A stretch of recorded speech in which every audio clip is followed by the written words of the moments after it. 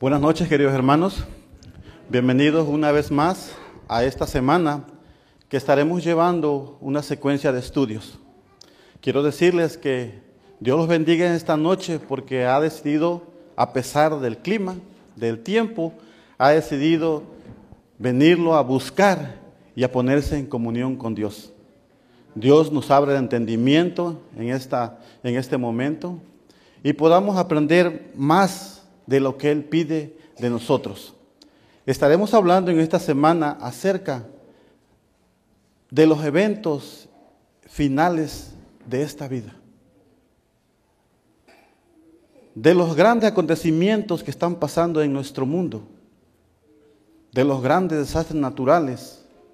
Y nosotros los cristianos que seguimos a Jesús, ¿qué papel estamos desempeñando en nuestra vida espiritual? Estamos viviendo en un tiempo donde quiero decirte que el mundo no está de cabeza, está revuelto. Quiero decirte que en este momento muchos están llorando, muchos tienen dolor, muchos tienen angustia, tienen desesperación en su vida, en su corazón. Pero usted y yo, que tenemos a Jesús, tenemos esperanza. Dios nos ha llamado con un propósito. Y el propósito es que tú y yo toquemos trompeta. Saben que la trompeta es un instrumento que a muchos les gusta y a muchos no les gusta. En los tiempos bíblicos, la trompeta era usada para que los soldados o los centinelas dieran un mensaje. Y déjame decirte que esas trompetas sonaban a kilómetros. Y cuando esa trompeta sonaba,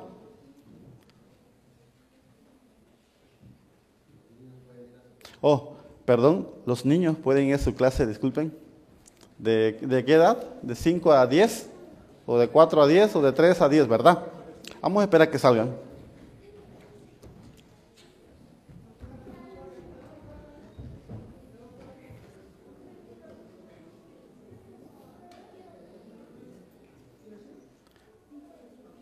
Muy bien. Cuando la trompeta sonaba, la gente se alistaba. La gente se levantaba si estaba durmiendo. Principalmente los soldados, los que iban al frente de la batalla, se ponían sus corazas, se ponían sus armamentos, agarraban sus espadas, agarraban todo lo que era para la batalla y se alistaban para la guerra. Eran los primeros que salían al frente de la batalla y los que defendían su país o su tribu. En los tiempos bíblicos, la trompeta jugaba un papel importante, porque sonaba y la gente sabía que había peligro. La gente sabía que tenía que estar alerta. En el libro de Joel, la palabra de Dios dice: tocad trompeta en Sión y dad alarma en mi santo monte. Tiemblen todos los moradores de la tierra, porque viene el día de Jehová, porque está cercano, día de tinieblas y de oscuridad, día de nube y de asombro, porque grande es el día de Jehová y muy terrible. Y pregunta: ¿quién podrá estar de pie?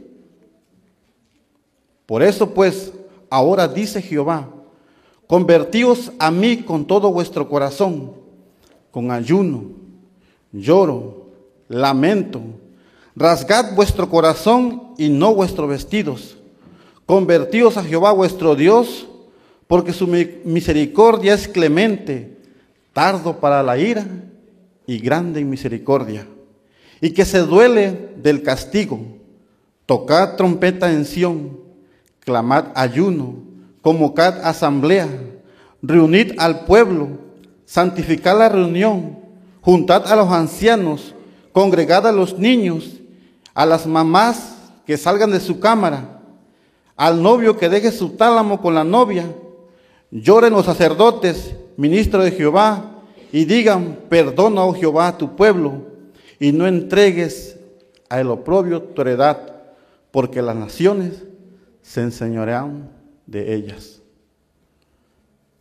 Dios en el libro de Joel nos está diciendo que debemos de tocar trompeta. Yo te quiero hacer una pregunta. ¿Es tiempo de tocar la trompeta? ¿Es tiempo de estar durmiendo? ¿Es tiempo de estar perdiéndolo en cosas que no valen la pena? Hay cosas más importantes que una rencilla, que una mala amistad. Durante muchos siglos se ha predicado el Evangelio y han pasado generaciones y el mundo sigue su curso. Pero déjame decirte que ahora se están viendo muchas cosas que hace años no se veían atrás. Jesús está diciendo que nosotros debemos tocar trompeta. Dice que el 11 de octubre de 2010, la Iglesia Adventista Mundial convocó un llamado urgente a todos los líderes de la iglesia, a los pastores, a los ancianos, a los dirigentes de la unión, de la división, de las conferencias. Venid, dijeron, vamos a tener una reforma al discipulado y a la evangelización. Ese fue un boletín que salió de la Unión General para todos los adventistas. Tenemos que estar reunidos porque necesitamos un reavivamiento y una reforma. Yo les pregunto esta noche, ¿dónde comienza el reavivamiento y la reforma? ¿Comienza aquí en la iglesia? ¿Comienza en el trabajo?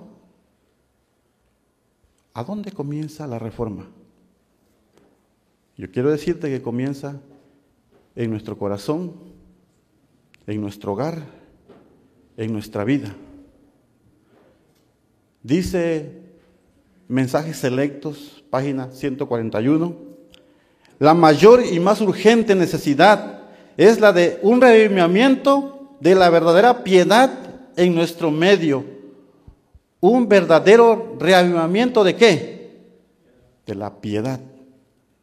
Procurarlo deberá ser nuestra primera obra.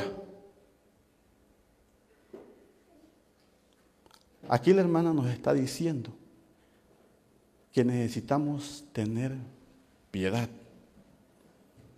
Luego en Segunda de Crónicas 7:14 dice: si se humillare mi pueblo, sobre el cual mi nombre es invocado, y oraren, y buscaren mi rostro, y se convirtieren de sus malos caminos, entonces yo iré desde los cielos, y perdonaré sus pecados, y sanaré sus tierras.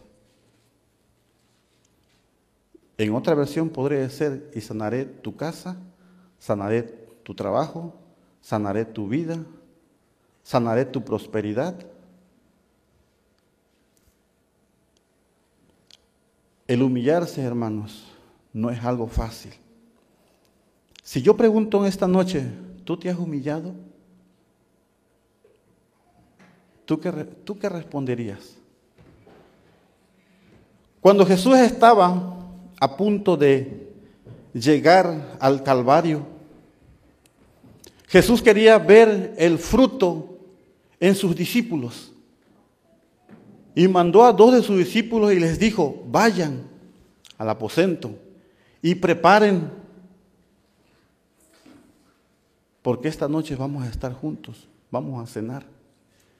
En mis palabras, y todos los discípulos en la mesa.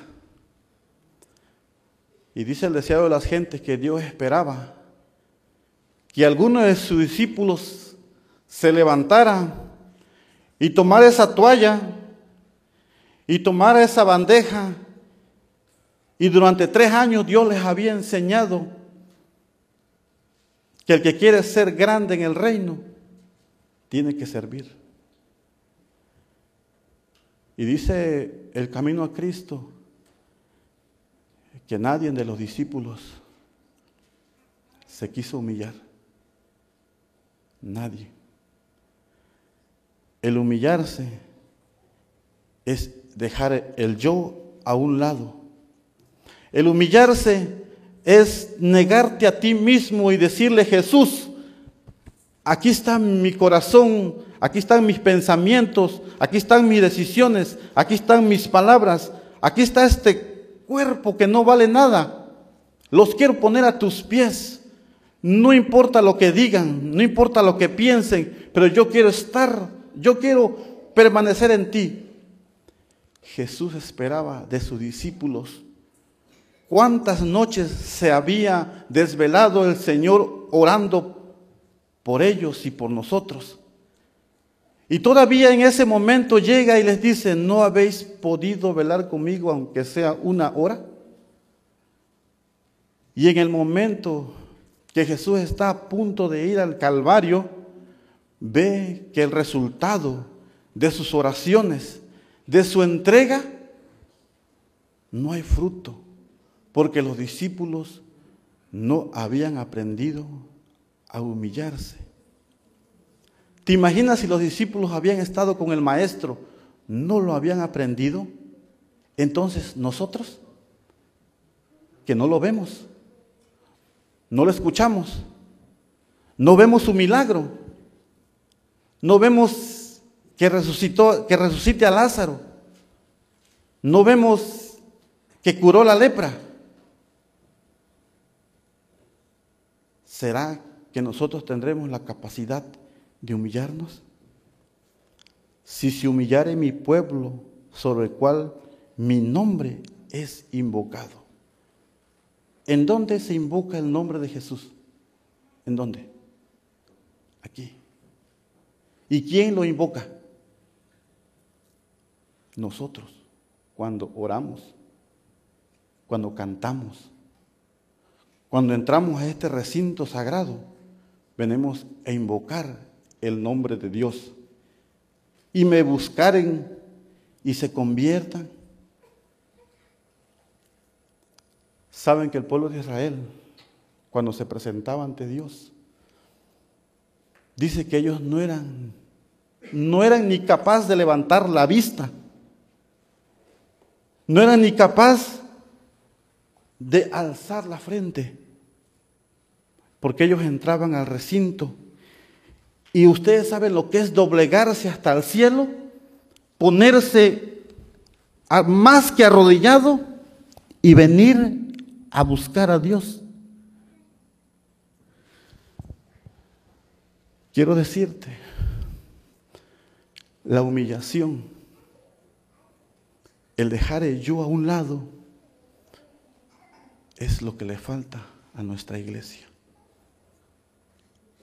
Nos falta mucho, bastante, ser lo que dice aquí, 2 de Crónicas 7:14, y lo que dice Mensajes Selectos, páginas 141.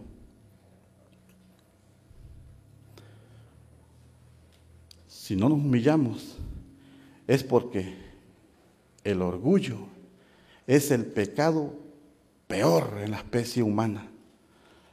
La autosuficiencia, la arrogancia espiritual son los mayores problemas que Jesús tuvo que enfrentar y los que enfrentamos tú ahora. Los fariseos decían: ese carpintero, ¿qué puede saber? Sí, el hijo de María no sabe. No, nosotros somos los rabinos, nosotros podemos más, nosotros sabemos, tenemos la ley de Moisés. Eran arrogantes. No aceptaron al Maestro, porque la Biblia dice: a los suyos vino. Y lo recibieron. no lo recibieron. Ahora, nosotros recibimos al Maestro.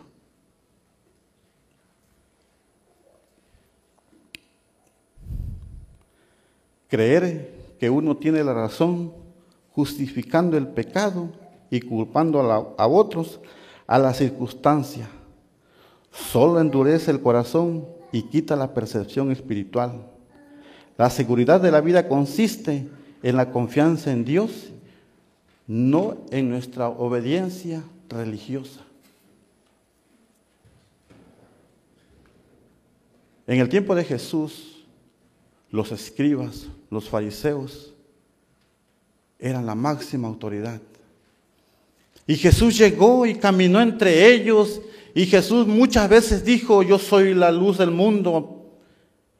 Mucha gente lo seguía, mucha gente pobre, humilde, leprosos, ciegos, cojos, desamparados, pero los de la alta alcurnia no lo seguían. Y lo señalaban: tú has venido a alborotar al pueblo. Señalaban al Maestro y decían: ese no es bueno. Y en el momento de la crucifixión de Jesús, la arrogancia de los fariseos, de los escribas, fue la que sobresaltó más. ¿Y quiénes eran? Los que dirigían el pueblo de Dios. Los que estaban encargados del sacerdocio, los que estaban encargados de dirigir, son los que crucificaron al Maestro. Cuando nosotros no aprendemos a humillarnos, a ser pequeños con nuestra arrogancia, con nuestra suficiencia, nosotros crucificamos al Maestro también. Porque con esa actitud le decimos: yo puedo solo, no te necesito.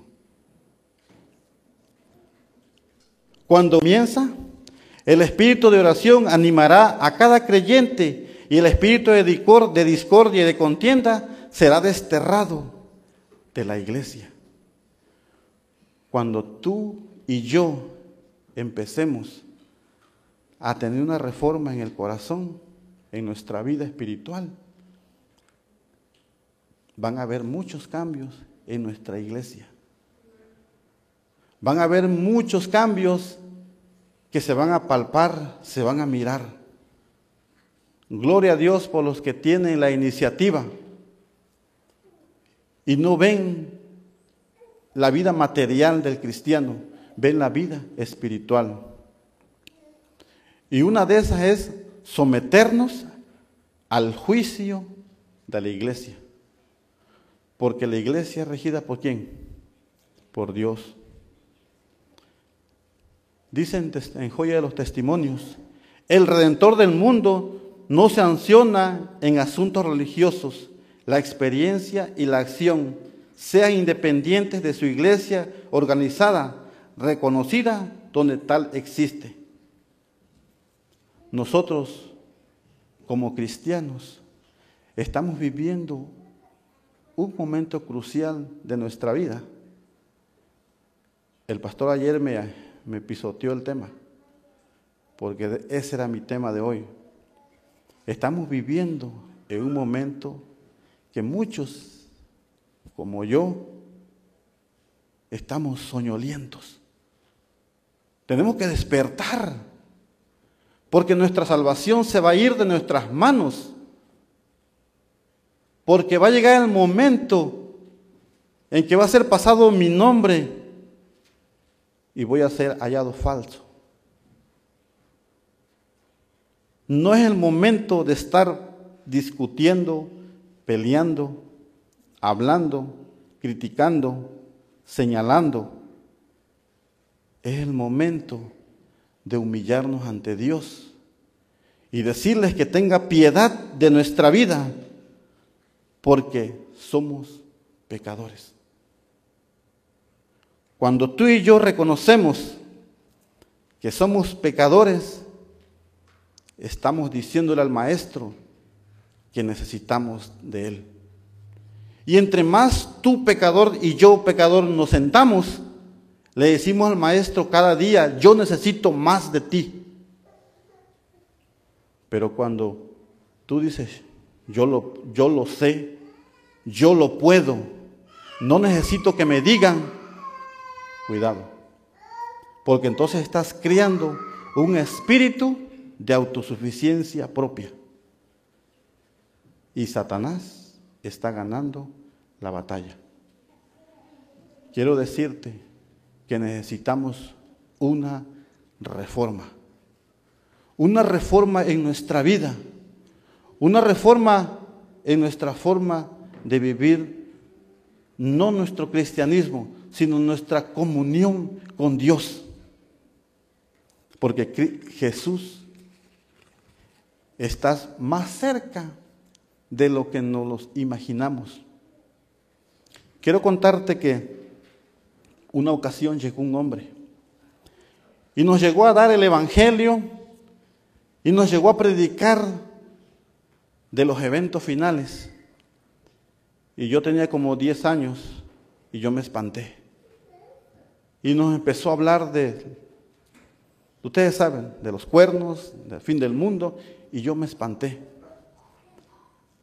Y yo me espanté porque no entendía el verdadero significado de la segunda venida de Jesús.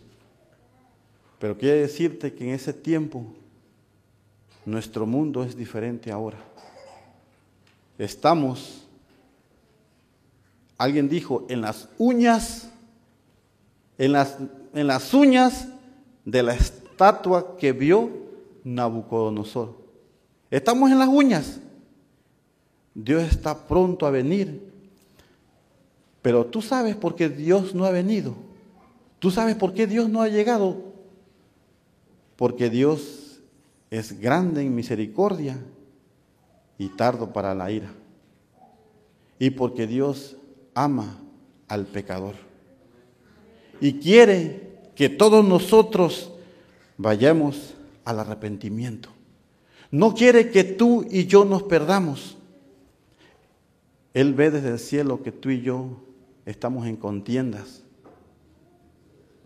Ve que nuestra vida espiritual no está bien.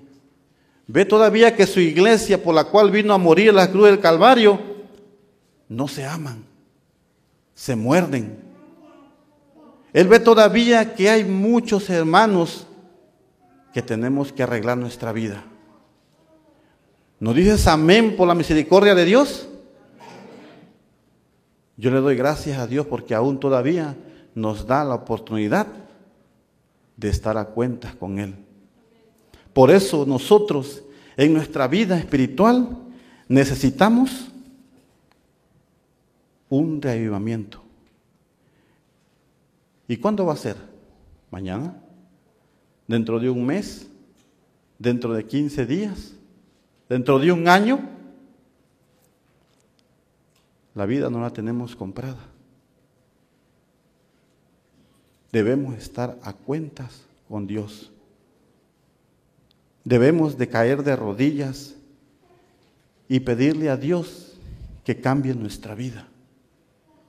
Que me quite de mi mente la mala forma de ser. Que sea un cristiano renovado, fiel, y que yo tenga el valor de enfrentar las adversidades de esta vida. Yo le doy gracias a Dios porque aún todavía tiene misericordia de nosotros. Porque Él me ama, por eso no ha venido. Porque Él me ama, por eso me está dando la oportunidad de que yo arregle mis problemas. Pero el reavivamiento va a comenzar ¿en dónde? ¿En dónde? En mi vida. Va a comenzar en mí. Pero eso tiene que ser cada día.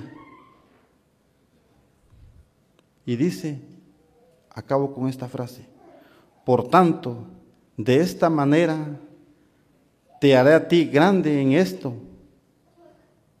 y estés preparado para la venida de nuestro Señor Jesucristo. Que Dios nos bendiga.